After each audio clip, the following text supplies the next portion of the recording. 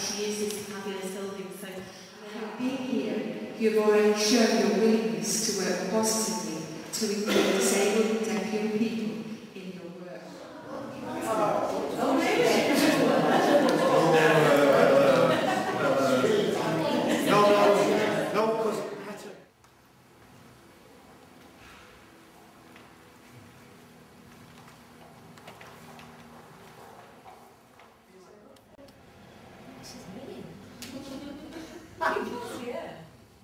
She fancies me.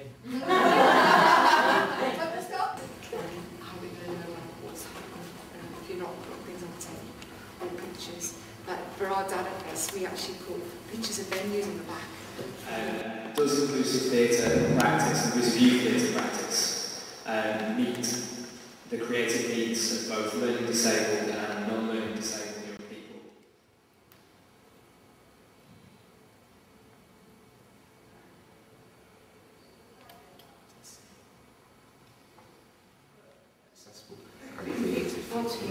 Accessing it, process of it, education,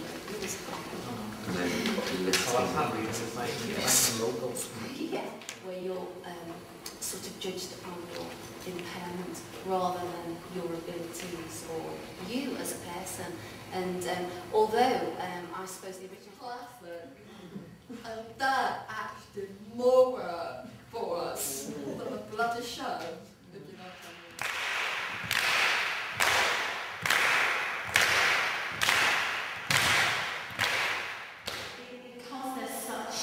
A spread of support here by fair means and foul, we do get things done.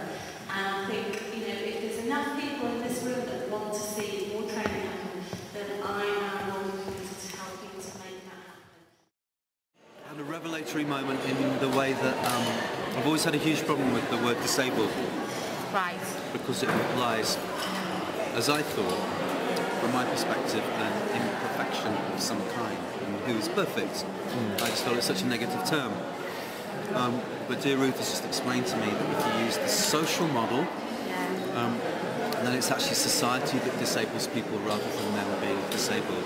And it's just completely revolutionised the way I think about that word and how I can use it.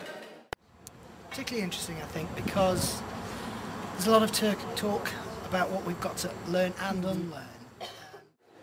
One thing that was very positive out of it is the active inclusion of the young people in the groups. They've run some warm-ups for us, they've given testimony to the sort of work that they've done, and they've shared the experience with us. And I think you can't run an event about access and inclusion if you don't access and include the young people in the whole process of the conference.